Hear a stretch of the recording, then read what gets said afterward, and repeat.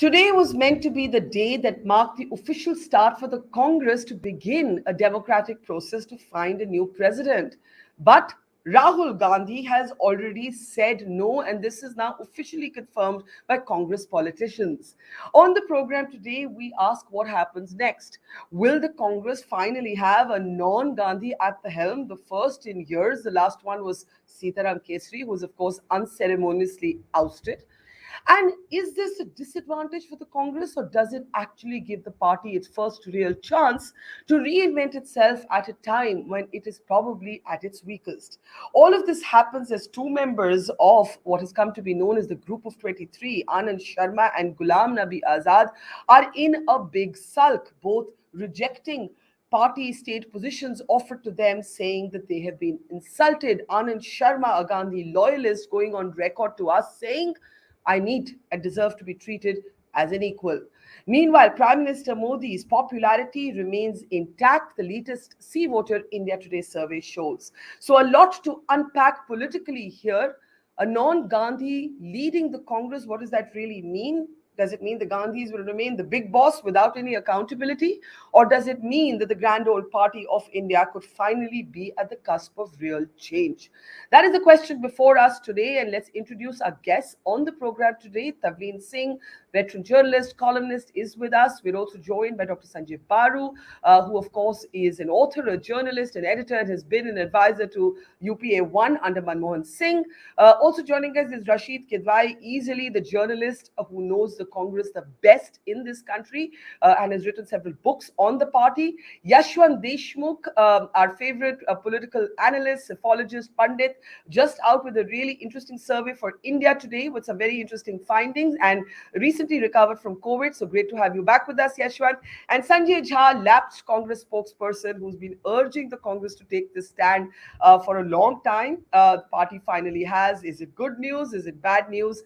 We'll find out. Yashwant, I'm going to start with you because I want to actually pick up two or three key findings from your most recent survey for India Today. And what really leaps out is, of course, the Prime Minister's popularity remains intact. And after a long, wide margin, you have Rahul Gandhi and Arvind Kejriwal. Arvind Kejriwal now just 2 points behind Rahul Gandhi. So, as we bring up those slides, I want you to take stock and tell us, before we come to the issue of today, a non Gandhi at the helm of the Congress. Those are your slides there. What are we seeing here politically in those numbers? The 53% approval for Modi for 2024, 9% for Rahul, 7% for Kejriwal. Go ahead, Yashwant.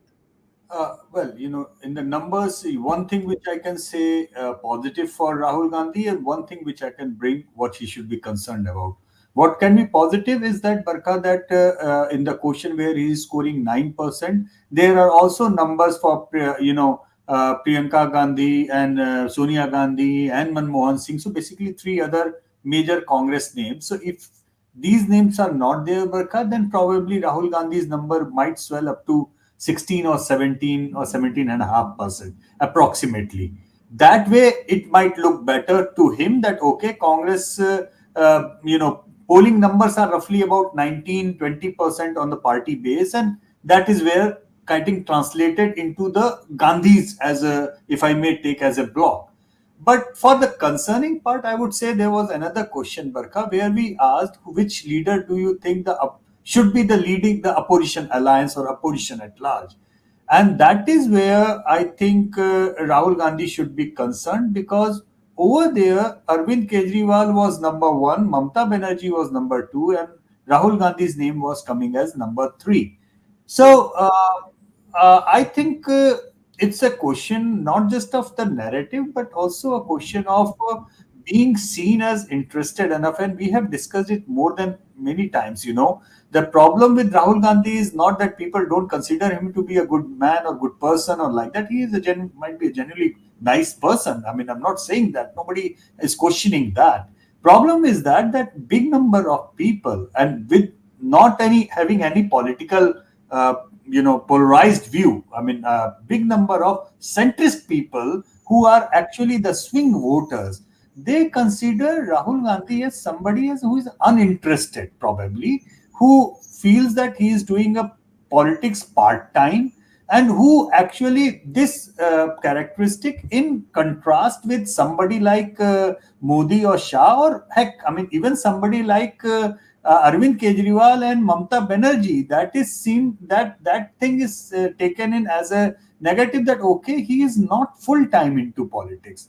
I But guess. can I ask you something? It's very interesting what you said, that when you poll for who should lead, who's best placed to lead India in 2024, Arvind Kejriwal is slightly behind Rahul Gandhi. Mr. Modi, of course, is ahead by miles. But when you ask the question, who should be the pivot for the opposition nationally, Arvind Kejriwal outpaces Rahul Gandhi. Now, you have often argued that there can be no national opposition without the Congress, whether you like them or don't like them. Did that finding surprise you? Is Kejriwal now emerging as that sort of name that is recalled by people more than Rahul Gandhi as someone who can galvanize the national opposition? No, Barkha, it didn't surprise me. It was only a matter of time. And the moment the day Punjab results came in, Barkha, and we were discussing, you remember, I said that, these numbers are not now going to make the perception change as far as Arvind Kejriwal as a national leader is concerned.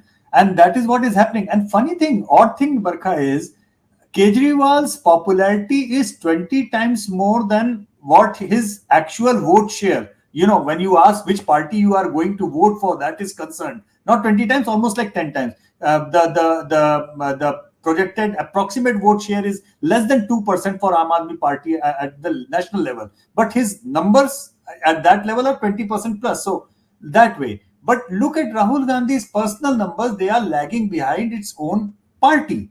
So obviously there is a gap of demand and supply. And one thing which I have been arguing for quite some time, Baka, I don't think people are really bothered who is leading the Congress. They are okay if the Gandhis lead the Congress. People are more bothered about who is leading the opposition. So if Yeah. Sonia Gandhi ji decides that okay, let somebody XYZ, Mamta or Sharad Pawar, or for that matter even Arvind Kejriwal, somebody else takes the lead of the leading the alliance, and they focus on the Congress, people are good and happy and okay with that. It's time. I think that's a very important point, that the more relevant question for people today who seek a political alternative, or even those who like the BJP but want a strong opposition, is who is the pivot for the opposition. Yashwant, let me take some of your points to the panel now. Sanjay Baru, if I can bring you in. You know, I think Yashwant makes a very perceptive point that who leads the Congress is perhaps a navel gazing subject more for journalists, and it is not of wider interest to the population at large, which is more concerned with who's the political alternative to Modi, if there is one. But you see that divided opposition in the responses to these raids on Manish Sisodia. Now, I have no idea what the guilt or innocence of those charges is, but the Congress and the BJP are pretty much on the same page on these raids. And that just tells the voter at large that the opposition isn't on the same page, even on issues such as the use of ED and CBI. Now, Rahul Gandhi, we know officially has said no to being the party president. How do you react to that, Sanjay Baru? Well, Barkha, frankly, we are putting the horse before the cart, mixing up two different issues. The issue today is not about who will lead the opposition into the elections in 2024, or who will be the leader of the combined opposition, etc. 2024 is some time away. I think the issue right now for the Congress is who will lead the Congress. And that's the question that, in my judgment, the Congress has to first settle internally before all these other questions can be addressed. I mean, you can do these opinion polls every 6 months, but they cannot be guiding political parties on their strategy going forward. Each political party has to first consolidate its own base. And then when the elections come in 2024, then we'll see how the chips fall.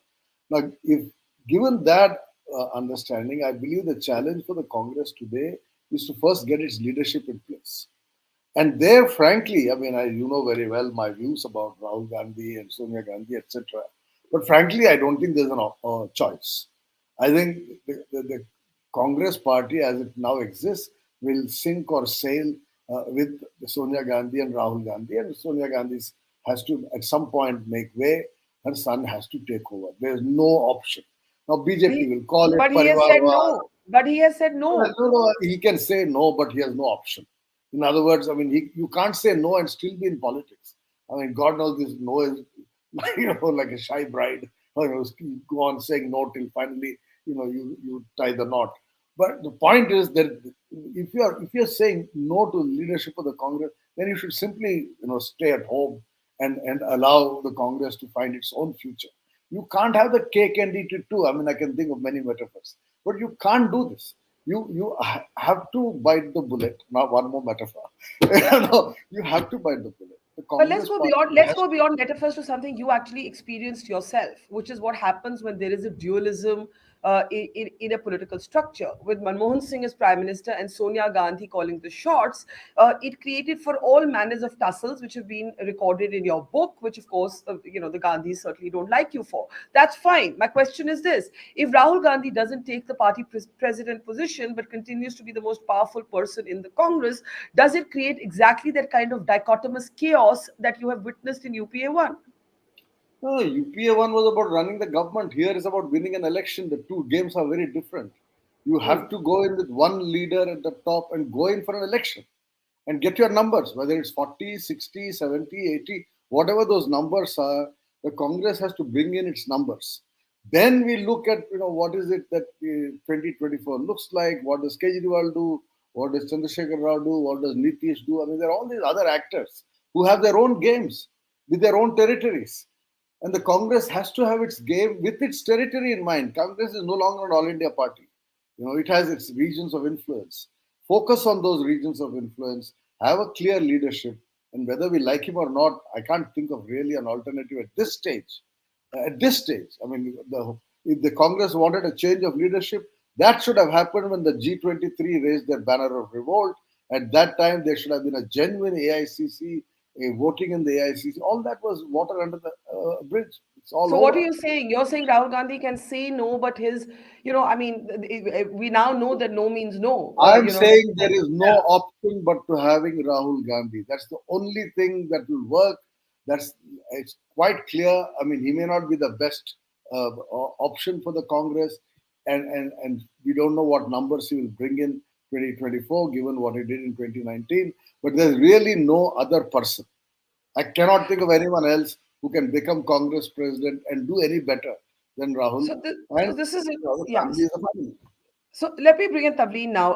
Tavleen, as someone who's been a kind of fierce critic of the Gandhi family, and now you look at the party today, literally in an existential crisis. Do you believe that not having a Gandhi at the helm, if it happens, Dr. Baru doesn't think it will, do you believe that that's actually an opportunity for the Congress, or do you believe that it will sink the Congress further?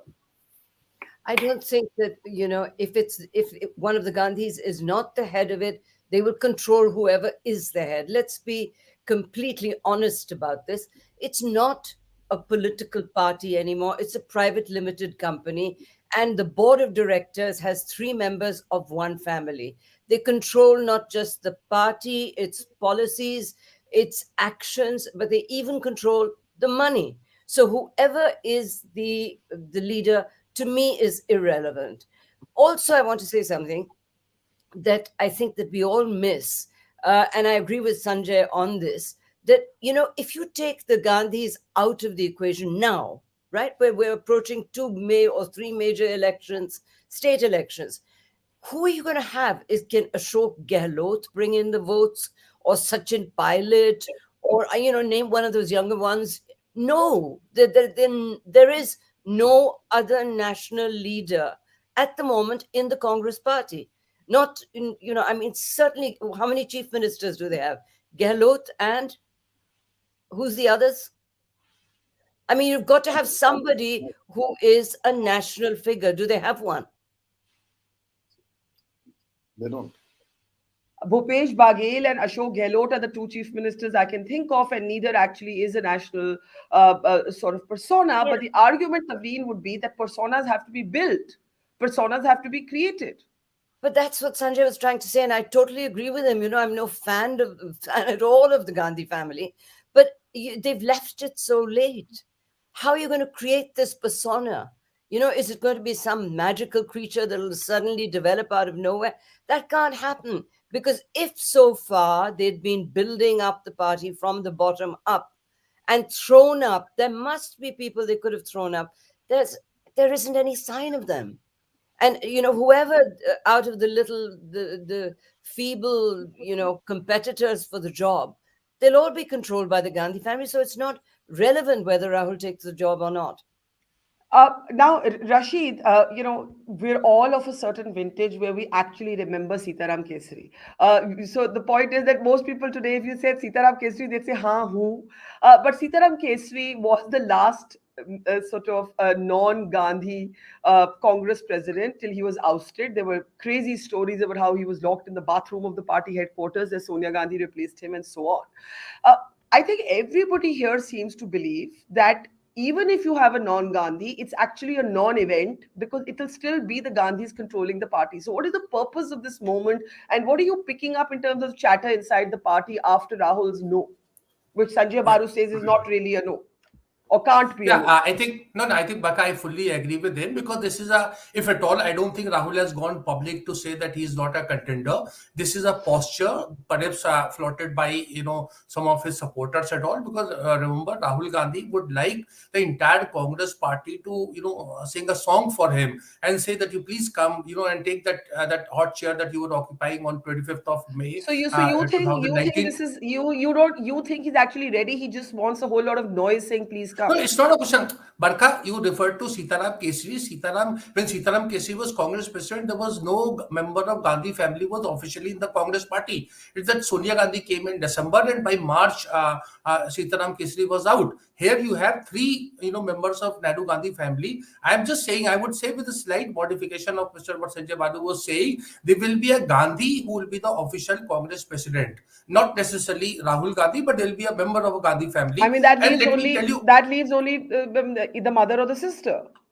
yeah, no, no, yeah. So let me tell you what is the reason very quickly. There are two major reasons for it. One is, of course, the tenure of Congress president. It is for 5 long years. Can you imagine a member of Nehru Gandhi family not being part of it till December 2027 when there are so many sort of challenges are there? This is point number one. Point number two is, of course, what is being talked about in the Congress, that at a time when ED and all this, there is a kind of political witch hunt and political vendetta in terms of natural case, etc. How can Gandhis be left to fend for themselves? So So this is a thing. That's a line. So there can be and Congress likes to do things half-hearted. So there may be a Sonia Gandhi, who gets elected unopposed, and she has some working precedents in terms of Gehlot and Baghel and all that we are talking about.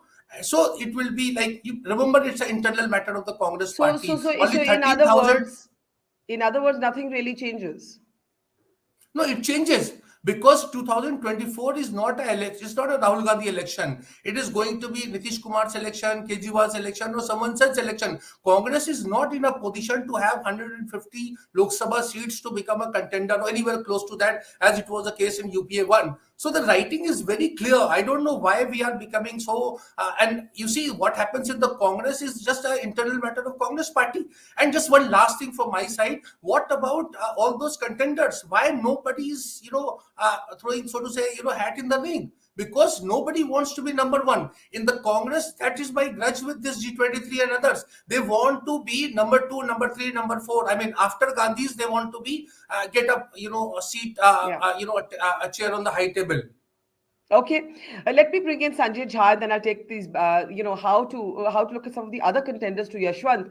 Sanjay, Tavleen made the point that the Congress is actually a private limited company and the three board members are three Gandhis. And it's a point someone like you has made again and again that the Gandhis have to get out of the way. No one here on this panel seems to believe that they're actually going to get out of the way. Do you? Sanjay, can you hear us? Okay, Sanjay can't hear us. So let me take this to Yashwant. I think that there is a Panel with division. Hey Sanjay, we can't hear you. Can you hear us? No, Sanjay, you have an awful connection. We'll try and get you back later in the program. Let's keep the conversation going with Yashwant. Yashwant, a lot of reference has been made to other contenders, right? There's also been some polling on who else is best suited, and Dr. Manmohan Singh picks up a big chunk of that numbers. But of course, he's now too old, too unwell for this to actually be a serious choice. And as Tavleen says, if it isn't going to be one of the three, who's it going to be? Do you agree with Rasheed that it's a non-relevant question for 2024 who leads the Congress? Does it matter? Does it not matter in the larger perception of the voter? No, I won't say it doesn't matter. Because even the people who will consider that, okay, at the things stand today, it looks that 2024 is very much likely to go the BJP way. But a week is a long time in politics, Yeah. Barkha. If the BJP numbers go back individually below 270, then the alliance partners, they come into play. That is important. And yes, even after understanding that BJP has become the pole position holder in the Indian politics, even the supporters of the BJP, Barkha, wish there is a stronger opposition.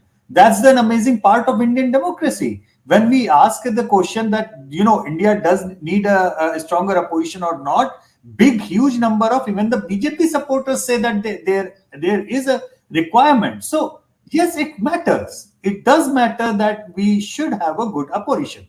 But going beyond that, yes, I agree with the point that I cannot think of anybody else other than the Gandhis to lead the Congress right now.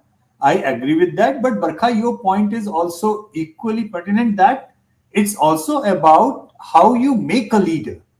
Yeah. When PV Narasimha Rao became the prime minister, he was retired for all practical purposes. And let's not forget that even after facing the 5 years incumbency, his numbers in 1996 were way better than what the Congress numbers were under Mrs. Sonia Gandhi in 2004.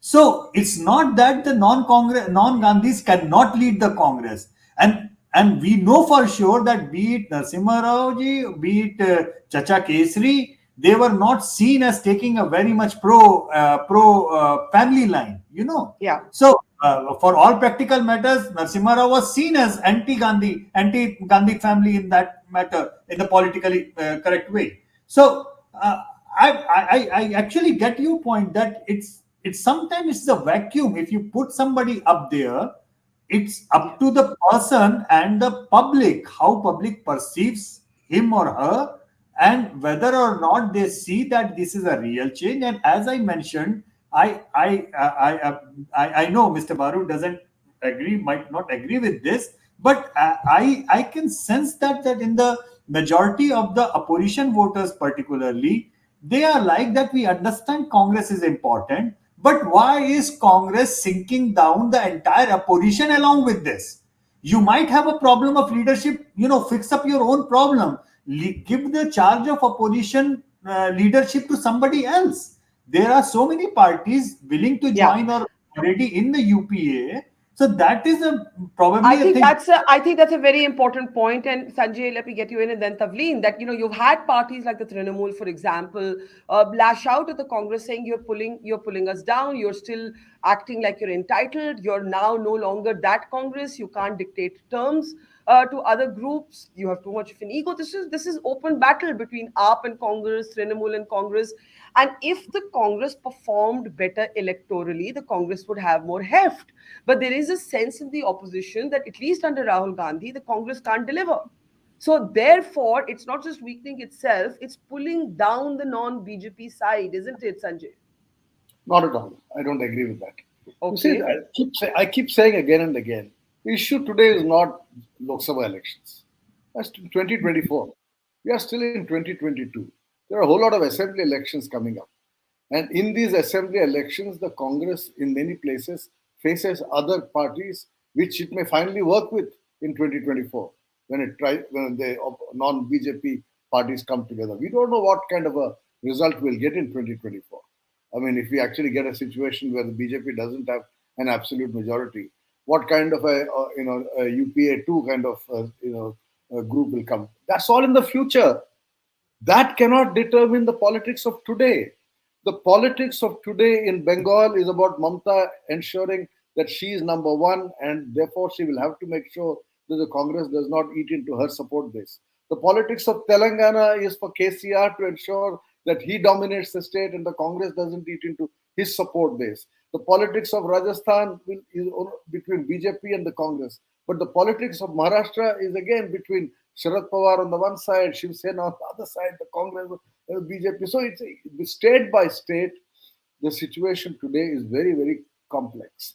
And so I think it's wrong analysis for us to think that political strategy of political parties today is going to be shaped by what kind of a battle will be fought in 2024. That's down the Okay. road. Okay, you think that, but let me frame it slightly differently to Tavleen. Yashwant's survey finds, and even our sort of general anecdotal questioning of people would confirm this. I saw you arguing with someone on Twitter, Tavleen, that Prime Minister Modi, in almost a Teflonisk way, continues to remain the single most popular leader as a choice for Prime Minister. Part of that reason could be that people don't see another option. And to that extent, while Sanjay is right that politics is local, it is within parties, it is within states, if there is no one who captures national imagination or even national recall, how can that not impact the fact that people will turn around and say, "Or kaun hai? Or kaun hai?" And I'm sure that go. yeah, Yeah. I'm sure you've been talking to people from different states, etc. I have, and they say Modi ne kaam bahut kiya hai. They say that for a start, and then they immediately say, "और कौन है?" हम अगर किसी because I say बेरोजगारी बहुत बड़ी समस्या है, उसमें कुछ नहीं किया. Then they say, आप हमको बताएं कि कौन है दूसरा, हम किसको चुनें. And frankly, I have to say this in a brutal way. When I mentioned Rahul Gandhi, a lot of them laugh. They say, नहीं जी वो तो है नहीं.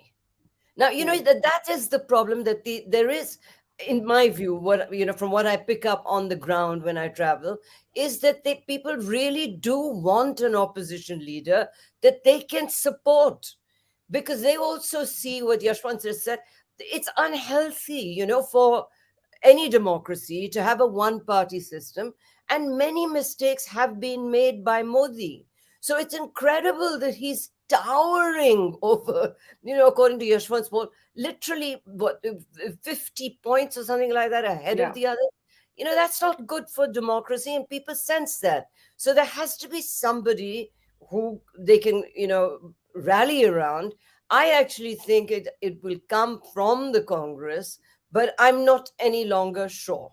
So I actually share the view that let somebody else from the opposition in the alliance, let someone else take it forward, because these guys are not doing anything. Yeah. Sanjay Jha, one last attempt to get you on. If you can hear us, go ahead with your thoughts. Sanjay Jha. Barkha, first and foremost, I want to apologize to all the panelists and you for I coming always in tell late. you that the state of your internet is like the state of your former party.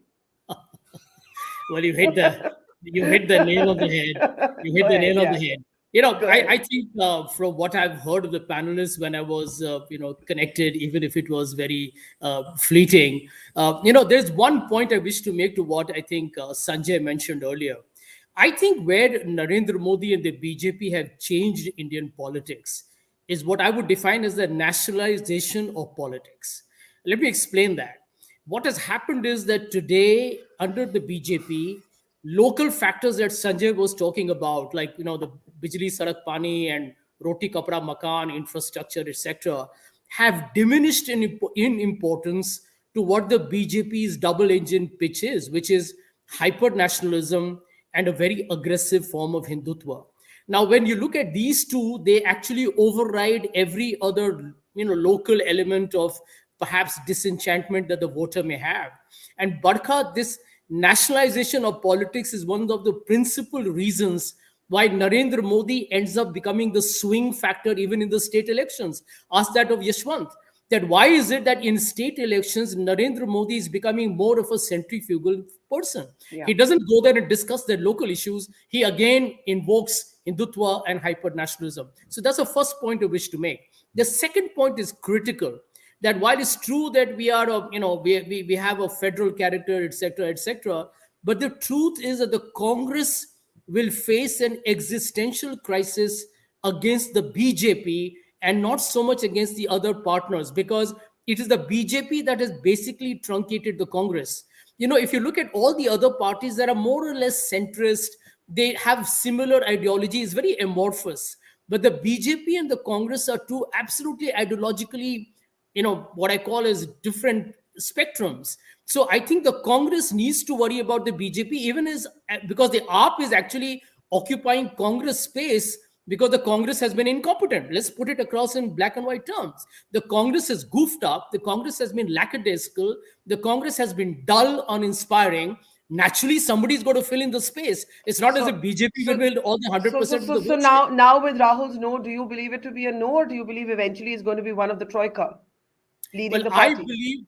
I believe that if Rahul Gandhi says no, and let me tell you, I don't need to quote sources. I know Rahul also well enough to know this much, that he is reluctant for this job. And the tragedy of the Congress is when G23 had an opportunity, they spent a lot of their time, and I know G23 very well, so I'm telling you this with full responsibility. I know many will get pissed with me, but the spade has to be called a spade. The G23 refused to put up an alternative. And the reason behind that is their own internecine ego issues. I remember telling them all, listen, we do recognize, and perhaps Rahul also knows, put up a candidate, and they were unwilling to accept anybody, which is why, Barkha, I went public with Sachin Pilot. I went public with the fact that you need maybe a Priyanka Gandhi and a Sachin Pilot combined. A Priyanka who will keep the loyalists happy and maybe can run the organization and keep the Gandhi name still formidable in the game, while Sachin becomes your popular political campaigner. And the Congress has to do something different. You can't have Rahul lead the charge after 2 Lok Sabha routes. And personally, one last comment, I believe the Congress party today is looking at the writing on the wall, because you can't lose 2 Lok Sabha elections and take 3 years to choose a leader with the Lok Sabha election 2 years away. I mean, it's absolutely absurd. Okay, you are saying the group of 23 missed its chance, but let me be brutal in the way Tavleen has been. Rasheed, do you think the group of 23 really had a chance at all? When I look at Anand Sharma's comments today, that he's feeling slighted, he's feeling insulted, he wants to be treated as an equal, this is untenable. Those are all the things he said to us and to the others. Does anybody care? It's a horribly cruel thing to ask, but does anybody care within the Congress or outside of the Congress? Rasheed? I think, Barkha, it's always very difficult to, be a dissident and all. But in the Congress, entire Congress history is full of those chances. I don't want to go back to, Purushottam Das Tandon era, etc. and all. But even we saw how Arjun Singh did, come up with some kind of strategy against Narasimha Rao, and he did that. And a lot of these answers are there in this thin booklet called the Congress Party Constitution. So any 10 PCC delegates can actually challenge and force a contest on Rahul Gandhi, Sonia Gandhi, or whoever is there. I know it's very difficult, but even if it's like a 60-40 kind of verdict and all, this will go down. So that there is no attempt to do that. And that is my problem with the Congress, because they just so-called dissident leaders, they are bargaining for their post and position. If they are drafted in CWC, if they are made general secretary and all, they are happy to do so. So they don't want to take on Gandhis, and they are not saying it so. Therefore, this kind of paradox is one which is damaging the Congress a lot. Remember, all the heavy lifting in the Congress is done by Gandhis. Look at Priyanka Gandhi. She did over 200 public meetings in Uttar Pradesh. Maybe the outcome was nothing in favor of that, but you look at, how the elections will be there in Himachal, in Gujarat, in Telangana, everywhere Gandhis would be sought after. Who's there? Then after that, people want to have Navjot Sidhu. Unfortunately, poor fellow is in jail now. But I'm saying that these are the people who are sought. Or Nagma Murarji, or somebody who is some kind of celebrity. But I'll go back to that point that you have to craft a leader. A leader has to be crafted. A leader firstly has to be willing to work 24/7. It has to be a full-time job. All those rumors about Priyanka Gandhi getting a house in UP, she was now going to work on the UP election. Wo kya hua us sabka, Rasheed? None of it came to anything. So that is what I'm saying. So it is Congress problem. They are the stakeholders. They must challenge. And to say this, that the voter is going to dub Modi because that is going to be a non-Nehru Gandhi member as as a head of Congress party, I think it's a bit rich. It's not going to happen. We have seen in Jyotiraditya's case, why did he lose? Because he was, I mean, I'm talking about 2019 election. From Guna, he lost because he was a Congress candidate. And that's it. So if there is tomorrow is a Sachin Pilot, or there is Ashok Gehlot, or the Bhupesh Baghel as Congress president, you don't expect a Modi supporter or Modi voter to shift for Modi and start voting for Gehlot. No, but there are other people. There are people who are choosing other options. Yashwant can explain this. Yashwant, I want to bring this to you. You're not expecting a Modi supporter to shift if there's a non-Gandhi, but you are. There are people who are not die-hard this party or that party supporters. That's category one. And the second categories are people who then start looking for regional options. Exactly, and in fact, I would like to even extend what Rashid Bhai point made, about Priyanka Gandhi. It is very surprising, even for me, Rashid Bhai, that I have said it many times, even Barkha's program also, that regardless of the results of Uttar Pradesh, I appreciated the fact the way Priyanka tried, and that was very different from the approach of Rahul Gandhi. I mean, there is a contrast between the two siblings. People still, I mean, when I look into the data, I ask my researchers, and my researchers always debrief in this thing, that people consider Priyanka as a fighter, as a much interested, politically evolved leader, or somebody who is interested in doing something than Rahul Gandhi. But the amount of time that we give to Rahul Gandhi, or discuss whether or not he is going to accept, or whether he has said, or whether at some point of time he will become party president, why exactly nobody gives the same amount of time and space to Priyanka Gandhi? I'll answer that, because if Priyanka Gandhi had actually moved bag and baggage to UP and actually shown that she was going to be a 24/7 politician and was visible not erratically but all the time, I think the perception would alter on its own. But it's still, Sanjay Jha, I don't know if you agree with me, and isn't it still bursts of appearances as opposed to sustained engagement? Sanjay Jha. And they Or left it. Yashwant? Yeah. She left it in a way that Exactly. Priyanka also, she did, and then she was out. So I mean, ideally speaking, they should have stuck there. Ideally speaking, Priyanka should have actually anchored in Uttarakhand, and she would have delivered Uttarakhand. It was the lowest hanging fruit, Barkha. We know people even voted against the sitting chief minister, and sitting chief minister lost. So yes, what Sanjay said, that it was absolutely true, that it was not BJP, it was Modi who won the Uttarakhand State Assembly elections for the BJP. Yeah, People did not absolutely. vote for BJP. But Absolutely. Priyanka anchored in Uttarakhand, Rahul could have anchored in Goa. But But they they did not. don't anchor themselves anywhere. That's the point, right? That is the point. It doesn't matter which state. Where are they anchoring themselves? Okay, I need to start taking last comments. Sanjay Jha, I'll start with you. Sanjay Jha. Yeah, I think Tavleen made a very, I would say, very pertinent point that Narendra Modi is the outlier in global politics. If you link performance to popularity, I can tell you many people, many leaders in democracies have lost. Boris Johnson gave the biggest mandate to the Conservatives, and the Conservatives themselves got him out.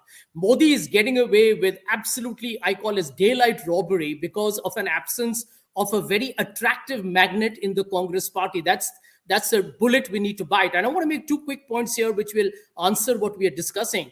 Remember, in a polarized polity, Barkha, that's what BJP's politics is. When there are actually very diametrically opposed politics, which BJP has created in India, the swing voter will always go with the ultimate party that he believes is going to win, which is the reason why the BJP is getting humongous wins, not because people love it, but because they believe they are likely to form the government. Nobody likes to waste a vote. See, if I'm going to stand 6 hours in a booth, I don't want to waste my vote. And that is something that the Congress is not able to fathom. My second point, and this is, I'm sure you guys discussed it, I missed it because I wasn't on the show.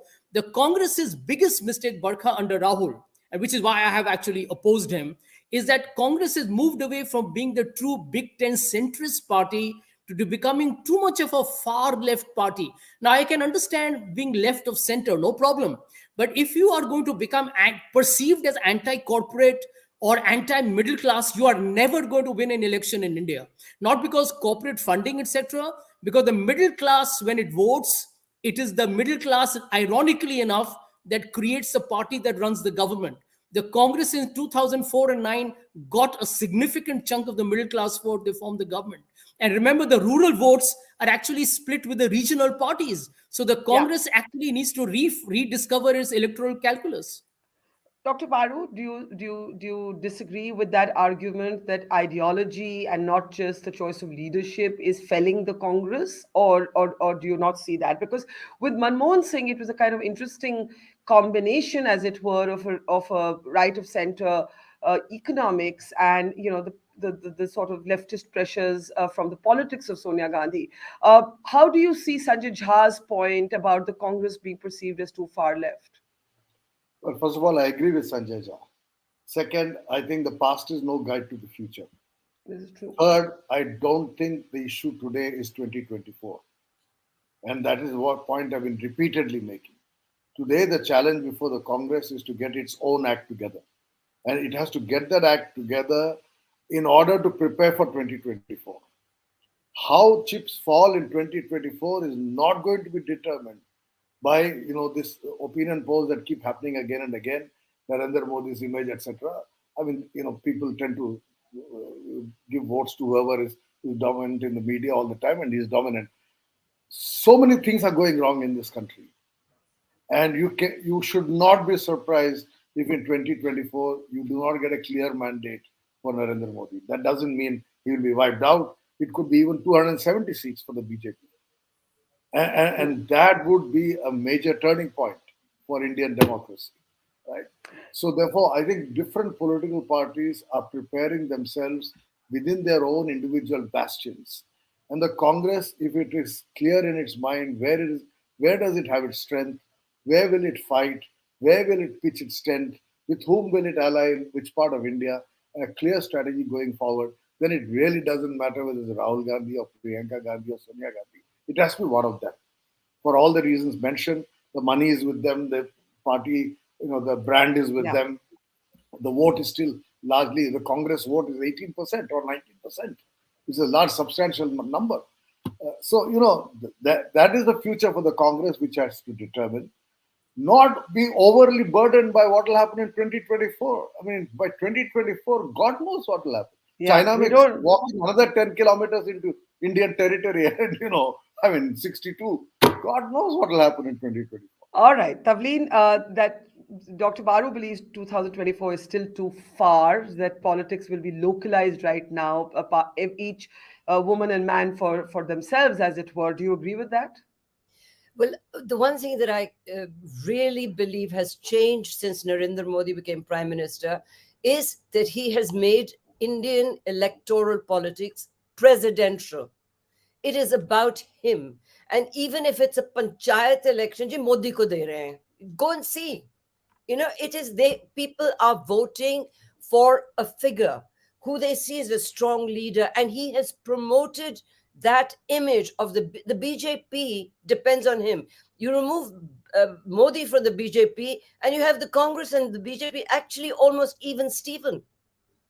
It's not it is a presidential political system that he has created, which is why the Congress party must find somebody who can challenge him one-to-one. Yeah, I would agree with you. I think that is, at least when we travel, we hear this all the time. Dr. Baru feels that that's because of a kind of dominant narrative, and we don't know. The elections will tell their own story, and thus far they have. Rasheed, to end with what you might think will happen in the Congress next, the Congress has 1 month by which, a process by which, by the end of which it has to have a president. It hasn't had a full-time party president for 2 years. It can't carry on like this. What's your bet? What will happen? Barkha, I think we must get this thing. There is no kind of even semblance of internal party democracy in any political party in India. And Congress is not an exception. The political leadership of the Congress party is with the Gandhis. And therefore, I would say, like Dr. Baru, that that kind of thing will stand. The political leadership of the Congress would continue to be with the Gandhis, because even the dissidents, don't question that.